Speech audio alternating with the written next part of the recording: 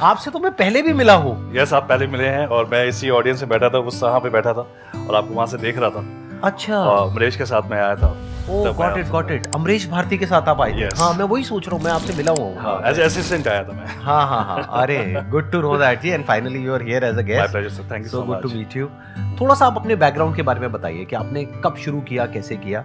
मुझे एक company start करनी थी बच्चों के लिए, जो हमारे यंगस्टर्स हैं जो कि टीयर 2 टीयर 3 सिटीज़ में हैं और उनके पास एजुकेशन नहीं है, वो स्ट्रगल कर रहे हैं, कम्युनिकेशन स्किल्स उनके पास काफ़ी अच्छी है लेकिन उनके पास जॉब नहीं है। तो मैं सोचा कि एक ऐसी कंपनी स्टार्ट करनी है मुझे जो कि एम्प्लॉयमेंट क्रिएट कर सके, वो मेरा ऑब्जेक्टिव था। उससे पहले आप क्या कर रहे थे, कहीं पे जॉब कर रहे थे? हाँ, उससे पहले मैं सीनियर वाइस प्रेसिडेंट था एक यूएस बेस्ड कंपनी में, जहाँ पे मैं $40 मिलियन का पोर्टफोलियो मैनेज कर रहा था। और वहाँ कितने टाइम तक रहे थे आप? वहाँ 3.5 साल तक मैं था। अच्छा, हाँ, okay. तो Then you came back to India? हाँ, वो स्टार्ट इसी से हुआ था कि मैंने एक हायरिंग की वहाँ पे, हाँ। जिसके पास डिग्री नहीं थी। हाँ। तो वहाँ पे कंपनी के प्रोटोकॉल्स थे कि आपने बिना डिग्री के कैसे हायर कर लिया। मैंने कहा उसके पास टैलेंट है यार, Right. उसको अच्छी बात है ना उसको। वो प्रॉब्लम हो गई, मैंने कहा ठीक है, let me go back to India, I will start my own company and I will try to give lot of employments to people who are not having the education system. फिर आपने उसके बाद में नेक्स्ट स्टेप क्या था? आप India वापस आ गए? इंडिया वापस आ गया और 6 महीने मैं बिल्कुल खाली बैठा क्योंकि मैंने जॉब छोड़ दी थी वहाँ पे। और अचानक से मेरे यूएस में एक इंसिडेंट हुआ था, मैं एक क्लब में बैठा हुआ था, तो मैं वहाँ पे डांस वांस कर रहा था। तो वहाँ पे एक हमारे जो पार्टनर हैं अभी एक यूएस में, उन्होंने मुझे देखा, उनको मेरा डांस बहुत पसंद आया, तो उन्होंने अपना कार्ड एक्सचेंज किया था कि कभी काम करेंगे साथ में। तो मैंने उनको रैंडमली कॉल किया कि ऐसी सी बात है और मैं अपना काम स्टार्ट करना चाहता हूँ। तो उन्होंने कहा लेट्स डू इट, और उन्होंने वो मुझे अपॉर्चुनिटी दी कि अपना एक कंपनी स्टार्ट करो। तो वो 3 पॉइंट सोल्यूशन यूएस में बेस्ड है और क्रिएटिविटी टेक्नोलॉजीज इंडिया बेस्ड है हमारे। तो कोलैबोरेशन ऐसे हमारा स्टार्ट हुआ और आज 5 साल हो गए हैं और 5 साल में हमने बहुत अच्छा किया। अभी तक हमने 350 बच्चों को एम्प्लॉयमेंट दिया है। मैं थोड़ा समझना चाहूंगा आपसे कि एग्जैक्टली आप करते क्या हैं, कि जैसे कोई बच्चा है जो फ्रेशर है, राइट? फ्रेशर मतलब डिग्री है या नहीं है? डिग्री नहीं है, नहीं है, मुझे से फर्क नहीं पड़ता। कम्युनिकेशन होनी चाहिए क्योंकि हमारा यूएस का प्रोसेस है। अच्छा। कम्युनिकेशन स्किल्स होनी चाहिए और बाकी हम लोग उनका सब कुछ ट्रेन करते हैं। मैं खुद ही ट्रेनिंग करता हूँ सब बच्चों की, क्योंकि मेरी जो लाइफ जर्नी रही है काफ़ी स्ट्रगल किया है मैंने अपनी लाइफ में, क्योंकि मैं बिहार से हूँ, एक छोटे से गांव से हूँ मुंगेर, तो वहाँ से एक जर्नी स्टार्ट की है। यहाँ पे एक बात है सीखने वाली हम सबके लिए बहुत इंपॉर्टेंट, कि you must always ask in entrepreneurship. The problem is we usually don't ask and assume कि यहाँ तो कुछ होने वाला है नहीं। जैसे फॉर एग्जाम्पल इन्होंने अपना जो एग्जाम्पल दिया उसमें से एक बात आपने सीखी कि ऐसे ही किसी के साथ में क्लब में मिले और उससे इन्होंने पूछा कि क्या कुछ किया जा सकता है। There was a 90% पॉसिबिलिटी कि सामने से जवाब आता कि नहीं किया जा सकता, पर 10% पॉसिबिलिटी थी कि शायद आगे से सामने वाला इंसान बोलता कि हाँ कुछ किया जा सकता है, और वही हुआ इनके केस में। क्यों हुआ? क्योंकि इन्होंने पूछा। अगर पूछते नहीं तो ऐसा होता भी नहीं। तो बहुत बार हम लोग एक्सक्यूज तो देते हैं बिजनेस करते वक्त कि मेरे पास में ये नहीं है, मेरे पास में वो नहीं। आपने पूछा किसी से? जब पूछोगे तो कोई मना क्यों करेगा? और मना कर भी देगा तो 1 करेगा, 2 करेगा, बाकी कोई ना कोई तो हाँ करेगा। पूछो तो सही। तो ये एक यहाँ पे लेसन है बहुत बड़ा सीखने वाला। तो अब यहाँ पे आपका और उनका टाई अप तो हो गया, यानी कि उन्होंने कहा कि यूएस में मैं संभालूंगा, यहाँ पे आप संभालो। वो क्या कर रहे थे? वो कंपनी बेचने वाले थे। एक्चुअली ही 70 years old guy. 70 years old. 70 years old. Okay. और उनको अपनी कंपनी सेल आउट करनी थी। मैंने कहा कि आप कंपनी बेचो मत, ठीक है, हम लोग साथ में करते हैं, मुझे पूरा का पूरा आउटसोर्स कर दो। और उनकी कंपनी किस चीज की थी? हम लोग वर्कफोर्स प्रोवाइड करते हैं फार्मास्यूटिकल मेडिकल डिवाइस कंपनीज को। लेकिन एग्जांपल हमारा जैसा भी कोविड आया है, तो कोविड में ड्रग डिस्कवरी हो रही है, तो उनको वॉलंटियर्स चाहिए, क्लिनिकल ट्रायल्स के वाले बंदे चाहिए, ड्रग सेफ्टी वाले बंदे चाहिए। तो सारा का सारा वर्कफोर्स हम प्रोवाइड करते हैं। जैसे जॉनसन जॉनसन है, फाइजर है, मेडोनिक्स है, ये सारी क्लाइंट्स हैं हमारे, उनको हम लोग वर्कफोर्स प्रोवाइड करते हैं। और आज हम लोग जो 5 साल में वर्थ है हम लोग का $14 मिलियन की कंपनी हो गई है। जो भी ये कंपनीज है, फार्मा कंपनीज है या ये सब जो कंपनीज है, इनके जो भी नए फॉर्मूलाज आते हैं, प्रोडक्ट्स आते हैं, ड्रग्स आती है, उसकी टेस्टिंग के लिए उनको लोग चाहिए होते हैं। हाँ, उनको मैन्युफैक्चरिंग के लिए बंदे चाहिए होते हैं, क्लिनिकल स्टडी के लिए बंदे चाहिए होते हैं। Before the drugs come to the market, it has to go through the certain clinical trials, right. तो उसमें जो बंदे चाहिए होते हैं, उनको जो कैंडिडेट चाहिए होते हैं, जो वॉलंटियर चाहिए होते हैं, पूरा का पूरा हम लोग प्रोवाइड करते हैं वो चीज़। तो आप लोग उनको अभी फिलहाल इंडिया में प्रोवाइड कर रहे हैं, राइट? नहीं, मैं इंडिया से यूएस में ही प्रोवाइड कर रहा हूँ। मतलब हमारी टीम बैठती है इंडिया में, हमारे पास ऑलमोस्ट 5000 लोगों का डेटाबेस है वहाँ पे, जहाँ पे डॉक्टर्स भी हैं, केमिस्ट भी हैं, मैन्युफैक्चरिंग इंजीनियर्स भी हैं। तो यहाँ से टीम उनसे कोऑर्डिनेट करती है कि कुछ प्रोजेक्ट उनको प्लेस करना है। सपोज हमारे पास 5 प्रोजेक्ट्स आ गए, राइट, और हमारे पास 5 बंदे हैं, तो उनसे बात करना, उनको समझाना कि ये प्रोजेक्ट्स में ये हमारा ड्रग डिस्कवरी चल रही है, आप यहाँ पे इंटरेस्टेड हो यहाँ पे जाने के लिए, तो वहाँ पे उनको प्लेस करते हैं, वहाँ जाते हैं, उनका इंटरव्यू होता है, फिर they start the process. Same जो आप बिजनेस मॉडल बता रहे हैं उसको क्या कोई भी आसानी से रेप्लिकेट कर सकता है या फिर उसमें कहीं पे कुछ मुश्किल आने वाली है? थोड़ा सा प्रॉब्लम ये आ सकती है, उनको यूएस एफडीए गाइडलाइन का जो प्रोटोकॉल्स है वो फॉलो करना पड़ेगा बहुत ज़्यादा, उसकी नॉलेज बहुत अच्छी होनी चाहिए। Because when you talk to any candidates in US you have to have that business language कि किस बिजनेस में बात करनी है उनसे, क्योंकि आप सिंपली उनसे नहीं बात कर पाओगे। वो थोड़ा सा चैलेंजिंग होता है। अगर आपके पास फार्मा का बैकग्राउंड हो तो आपको you can easily build up. Revenue wise आपकी रेवेन्यू क्या रही? पहले साल में कितनी रही, दूसरे में, तीसरे में? 6 में तो मैंने कुछ भी नहीं कमाया था। 6 महीने तक कुछ नहीं। या अब मुझे याद है कि मैंने पहला जो अर्निंग की थी वो $800 समथिंग था वो। फिर दूसरे में 20K तक गया। फिर अभी हम लोग का जो गया है 1 CR के पास हम लोग टच करते पर मंथ। 1 CR पर मंथ और per year? No, per month. Per month 1 CR का आप रेवेन्यू जनरेट कर रहे हैं। इसमें से एक्सपेंसेस भी होते होंगे जो आप सैलरीज देते होंगे या जो भी रेम्यूनरेशन पे करते होंगे लोगों को। 60-40 वो कितना निकल जाता है? 60-40 है वो। 60% आपका प्रॉफिट है? नहीं, वो कॉस्ट है। अच्छा, जो आप देते हो। हाँ, 40% आपका प्रॉफिट है। जो भी इन्होंने कहा वहां पर कुछ बहुत इंपॉर्टेंट बात है समझने वाली। वो ये है कि हम लोग क्या गलती करते हैं जब भी बिजनेस के बारे में सोचते हैं, हम आइडियाज ढूंढने लग जाते हैं। लोगों से बोलते हैं हाँ भाई कोई अच्छा आइडिया बताओ बिजनेस के लिए। ये सबसे बेवकूफों वाली अप्रोच है एक काम करने की। आइडिया से क्या होगा? आइडिया तो आपको मिल गया। अब देखो ये बता रहे हैं कि महीने की इनकी जो रेवेन्यू है वो 1 करोड़ रुपए के आसपास में है, मतलब साल की 12 करोड़ हो गई। 40% इनकी प्रॉफिटेबिलिटी है। दैट मीन्स अभी अगर इनकम टैक्स रिटर्न के हिसाब से देखा जाए तो 3-4 करोड़ रुपए का प्रॉफिट आप अर्न कर रहे हो, राइट? खर्चे निकालने के बाद में साल का। सो अब पॉइंट ये आता है कि आइडिया तो आपको मिल गया। आइडिया क्या है कि इंडिया में अनएम्प्लॉयमेंट बहुत ज्यादा है और यहाँ पर कॉस्ट ऑफ मैन पावर है वो कम है इंडिया के अंदर, बाहर बहुत ज्यादा है। तो क्या हो उन लोगों को कुछ सॉल्यूशंस प्रोवाइड करे जाएं, और वो फार्मा कंपनीज के लिए भी हो सकता है और भी बहुत सारी कंपनीज के लिए अलग अलग तरीके से हो सकता है। ये तो हो गया आइडिया। आइडिया मिल गया, अब क्या करोगे? जाकर के आपको लगता है कि आप इतनी सक्सेसफुल कंपनी बिल्ड कर पाओगे? कितनों को लगता है कर पाएंगे? 3-4 लोगों को लग रहा है कि वो कर पाएंगे। ठीक है, इसको आप कॉन्फिडेंस भी कह सकते हो, ओवर कॉन्फिडेंस भी कह सकते हो। मेरे स्टैंड पॉइंट से देखोगे तो ओवर कॉन्फिडेंस है। क्यों? क्योंकि उसके पीछे एक रीजन है। काम हमेशा वो करना चाहिए जिस काम से रिलेटेड आपके पास में कुछ नॉलेज हो, एक्सपीरियंस हो, कोई स्किल हो। ये जो सक्सेसफुल हो पाए इस इंडस्ट्री में वो इस वजह से हो पाए क्योंकि इनके पास में यूएस में ऐसी कंपनीज में काम करने का 3-4 साल का एक्सपीरियंस था। तो इन्होंने अपनी लाइन से रिलेटेड काम किया। ये नहीं कि कोई बिजनेस आइडिया सर्च किया। इन्होंने मेरा जो बिजनेस है उसके कंपटीशन में एक वेबसाइट लॉन्च नहीं करी। वो करते तो there is a strong possibility 99.99% के फेल हो जाते क्योंकि और बहुतों ने किया और वो फेल हो गए। क्योंकि एक बैकग्राउंड होता है, जिस बैकग्राउंड से आप पहले चीजों को समझते हैं फिर काम करते हैं। आइडिया की कोई वैल्यू नहीं है गाइस, आइडिया की कोई वैल्यू नहीं है, एग्जीक्यूशन की बहुत वैल्यू है। आपको इकोसिस्टम समझना पड़ेगा कि जो कोई भी आइडिया आप रन कर रहे हो उसका इकोसिस्टम कैसे काम करता है। आप कोई भी कंपनी की स्टार्ट करना चाहते हो उसके जो कंप्लायंसेस है बहुत इंपॉर्टेंट है। आपको नहीं पता उसकी गवर्निंग बॉडी जो है, गवर्निंग बॉडी ना जो गवर्नमेंट का जो उसमें इन्वॉल्वमेंट है वो कितना ज़्यादा है। आप ये बिजनेस स्टार्ट करोगे, पता चला आप 3-4 दिन में आपके पास गवर्नमेंट आके खड़ी होगी कि आपने ये कंप्लायंसेस फॉलो नहीं किया, वो काम आपकी कंपनी शट डाउन हो जाएगी। तो अगर ये समझना है ना कि मुझे क्या काम करना चाहिए, तो अपने बैकग्राउंड को देखो, अपनी पास्ट लाइफ को देखो। वहां से आपको समझ में आएगा कि ऐसा क्या है आपके पास में जो कि वैल्यूएबल हो सकता है किसी और के लिए। अभी आप प्राइमरीली यूएस में ही कर रहे हैं या और भी कंट्रीज में कर रहे हैं? अभी मैंने यूएस में ही कर रहा हूँ। अभी बहुत मतलब इसे like deep portion is the spectrum of the business is very large. तो मैं कोशिश कर रहा हूँ कि इसको और पेनिट्रेट करने का। बट हम लोग यूके में भी जा रहे हैं क्योंकि हमारे जो क्लाइंट्स हैं वो यूके में भी उनका प्रेजेंस है, तो हम लोग यूके में भी ट्राई कर रहे हैं अभी। यार मैं एक चीज़ बताऊंगा आपको कि ना सक्सेस की जो डेफिनेशन होती है ना वो हर जगह अलग अलग है, और उस पर एक ही मंत्र है जो मैंने फॉलो किया है कि अपने स्किल्स को आप अपग्रेड करते रहो।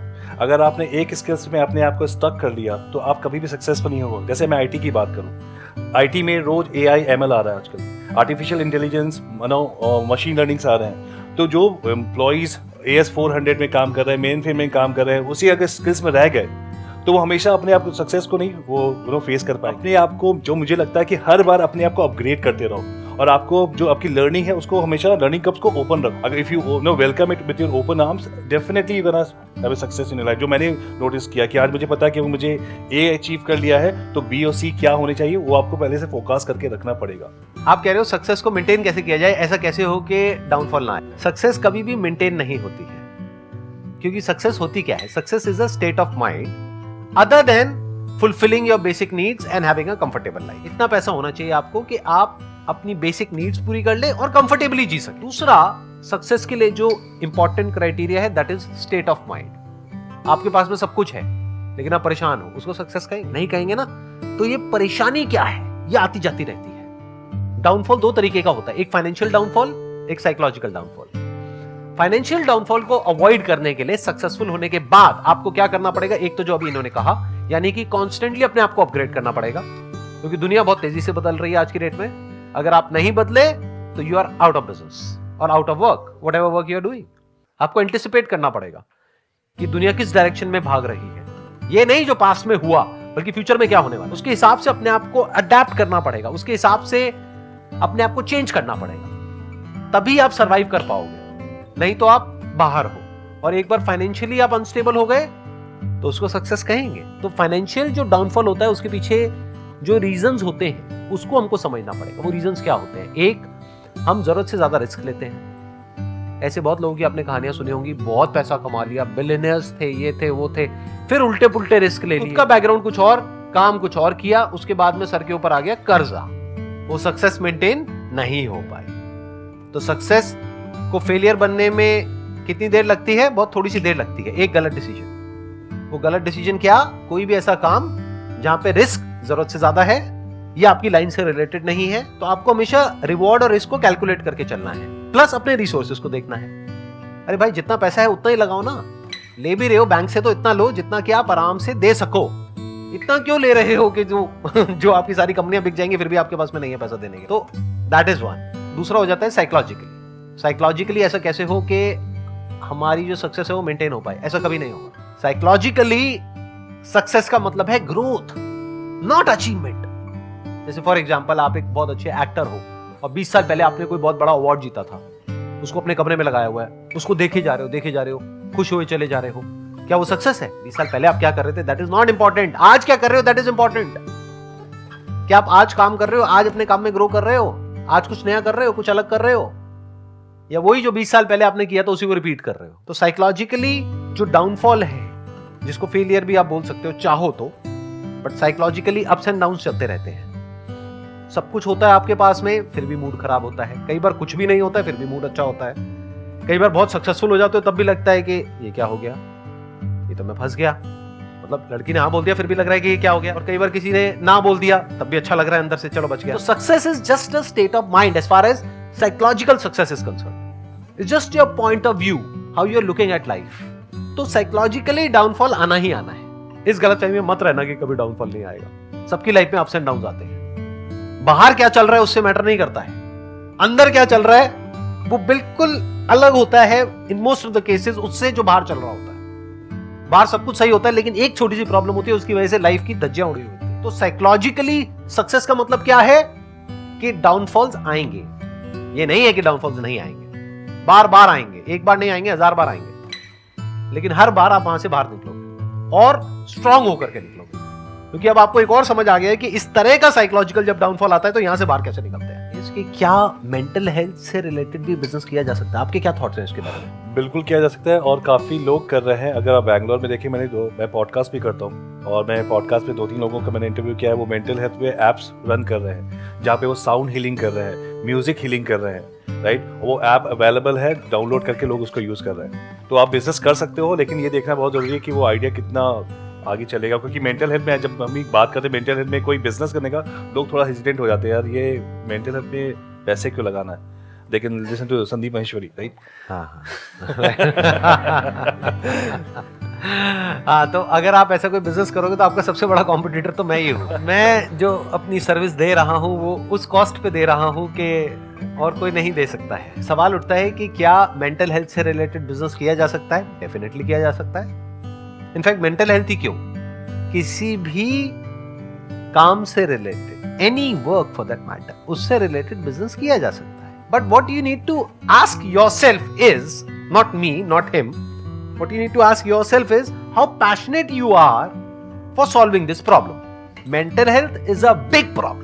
इंडिया में अभी अवेयरनेस बिल्कुल भी नहीं है मेंटल हेल्थ से रिलेटेड। बट फ्यूचर में जैसे जैसे ये प्रॉब्लम बढ़ेगी, जो बढ़नी ही है टाइम के साथ साथ, जैसे जैसे हमारा जो लाइफस्टाइल है वो चेंज हो रहा है, जैसे जैसे हमारी ईटिंग हैबिट चेंज हो रही है, जैसे जैसे जो एनवायरमेंट है वो और पॉल्यूटेड होता चला जा रहा है, जैसे जैसे हमारी लाइफ में स्ट्रेस बढ़ रहा है, एंजाइटी बढ़ रही है, तो मेंटल हेल्थ इश्यूज बहुत बढ़ने वाले हैं फ्यूचर में। तो अगर उससे रिलेटेड आप कोई काम करते हो, दैट इज द फ्यूचर। ये काम ऐसा है जो हमेशा रेलेवेंट रहेगा। इससे रिलेटेड क्या क्या बिजनेसेस हो सकते हैं, I am not the right person to ask, because मैंने इससे रिलेटेड कभी कोई बिजनेस नहीं किया है। तो आपको क्या करना होगा, ग्लोबली देखना होगा लोग इससे रिलेटेड क्या क्या बिजनेसेस कर रहे हैं। वहां पर आप देख सकते हो क्या क्या गैप्स अवेलेबल है, क्या क्या प्रॉब्लम्स है, किस किस तरह की है। फिर उससे रिलेटेड आप सोच सकते हो कि उन प्रॉब्लम्स को सॉल्व करने में मैं कितनी पैशनेट हूं, मैं कितना पैशनेट हूं। अगर आप हो तो definitely there is a big opportunity. अगर आपका बैकग्राउंड है मान लो साइकोलॉजी का, तो आप डायरेक्टली थेरेपी दे सकते हैं। इन प्लेटफॉर्म्स को आप यूज कर सकते हैं। जैसे there are lot of platforms जहां पर आप जा करके डायरेक्टली जो पेशेंट्स हैं उनको ऑनलाइन कंसल्टेशन दे सकते हैं, थेरेपी दे सकते हैं।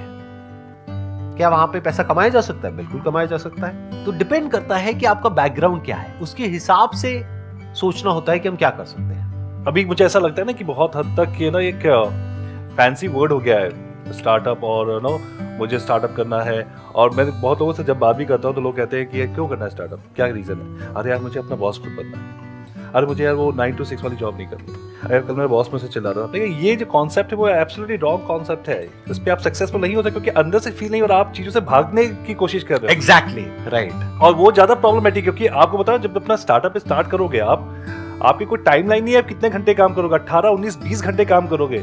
मैं कभी सोचता हूँ यार मैं जॉब में था जब मैं ज्यादा खुश था, आज 100 लोगों की 200 की सैलरी पे करनी है, फैमिली मेरी इतनी बड़ी है, उनकी सैलरी जानी है टाइम पे, उसके लिए आपको दिन रात मेहनत करनी पड़ेगी, दिन रात। तो ये जो कॉन्सेप्ट है ना कि आइडिया या कुछ नया करते हैं, करो, अच्छी बात है, बहुत अच्छी बात है अगर आपके पास आइडियाज आ रहे हैं, लेकिन वो फील होना चाहिए अंदर से, वाकई मुझे करना है। स्वॉट एनालिसिस हमने सुना है, SWOT, स्वॉट analysis, strength, weaknesses, opportunities and threat. कोई भी फील्ड में आप कुछ भी काम करो, स्वॉट एनालिसिस जरूर करो, उसको पॉइंट्स लिखो कि आपकी क्या स्ट्रेंथ है, तो आपको पता चले क्या अपॉर्चुनिटीज आपको मिलेंगी, आपकी वीकनेसेस क्या है, आपको थ्रेट्स पता चलेंगे, अच्छा ये मुझे नहीं करना चाहिए।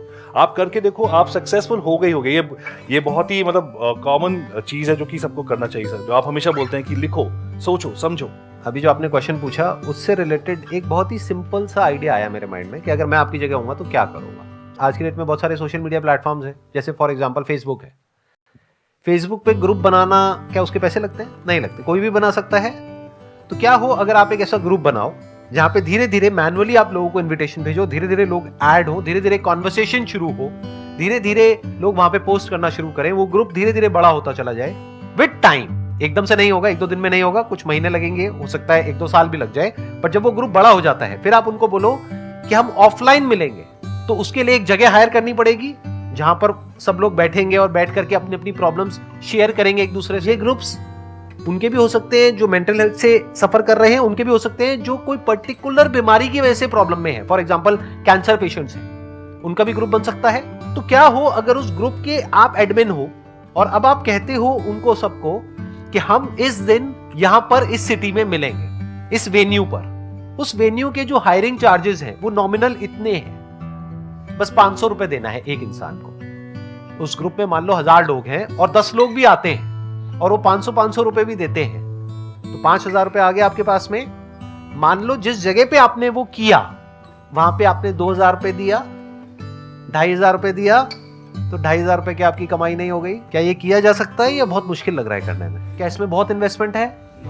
तो हम करते क्यों नहीं ऐसा कुछ? क्योंकि ऐसा कभी सोचते ही नहीं है। सोचते क्यों नहीं है? क्योंकि ऐसा सोचना कभी सीखा ही नहीं है। सीखा क्यों नहीं है? क्योंकि किसी ने सिखाया ही नहीं है। You need to think out of the box कि क्या किया जा सकता है, कैसे किया जा सकता है। और ये जो मैं बोल रहा हूं ये कोई थियोरेटिकल बात नहीं है। ऐसे हजारों लाखों ग्रुप्स ऑलरेडी बने हुए होंगे जिसमें से बहुत सारे ग्रुप्स बहुत सक्सेसफुल होंगे और बहुत सारे लोग इस तरीके से काम कर रहे होंगे। और सिर्फ इतना ही नहीं, इन ग्रुप्स में जो लोग होते हैं उनकी कुछ स्पेसिफिक नीड्स होती है, कुछ प्रोडक्ट्स की, कुछ सर्विसेज की, उसके लिए आप उनको कनेक्ट भी कर सकते हैं ना। वहां पे एफिलिएट मार्केटिंग बीच में आ जाती है। वो पता है क्या होती है कि अगर आप उनको लिंक देते हैं कि ये एक प्रोडक्ट है जो यहां पर अवेलेबल है, इसको मैंने यूज किया अपनी इस प्रॉब्लम के लिए और मुझे बहुत बेनिफिट हुआ, और उसके बारे में अगर उस ग्रुप में बात होने लग जाए तो उस लिंक पे जब भी कोई क्लिक करके जाएगा और उस प्रोडक्ट को खरीदेगा तो उसमें एक एक्स अमाउंट आपको मिलेगा। इसको एफिलिएट मार्केटिंग बोलते हैं। वो खरीदेगा उस वेबसाइट से, यानी मान लो अमेज़न से या फ्लिपकार्ट से या कहीं से भी, पैसा आपको भी मिलेगा। ये एक और रेवेन्यू मॉडल आ गया। You getting where I am coming from? और ये सब कुछ आप जॉब की और पढ़ाई के साथ साथ भी कर सकते हो। यानी कि वहां से उतना पैसा आने लग गया जितना कि आप अभी अपनी जॉब से कमा रहे हो, उससे ज्यादा आने लग गया, मानो महीने का 20-30 हजार 50 हजार वॉटेवर, तो आपने जॉब छोड़ दी और फुल टाइम यही कर लिया। Wish you all the very best. Thank you so much for coming and thank you so much ji यहाँ पर आने के लिए। It was pleasure meeting you and pleasure talking to you. Big round of applause for him.